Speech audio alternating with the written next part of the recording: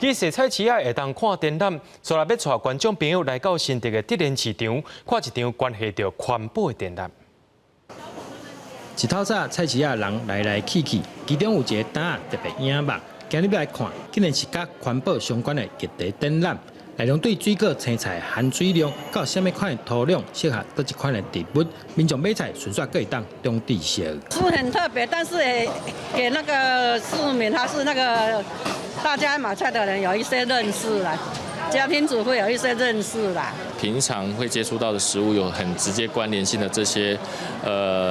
妈妈啊，或者是小孩啊，或者是大人，所有的人都可以去体验到说，这个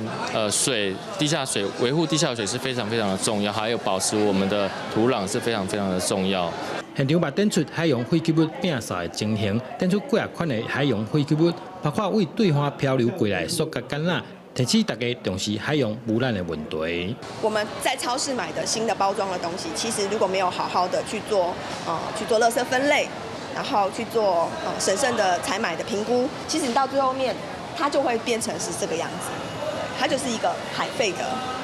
呈现。现主是特点名的水情安康，保护水资源的议题变较热门。主办单位希望这个展览卖当趁回头长烧的时阵，声更较侪行菜市的民众买菜兼参观，了解水，嘛更加珍惜水资源。记者刘君豪，新竹报道。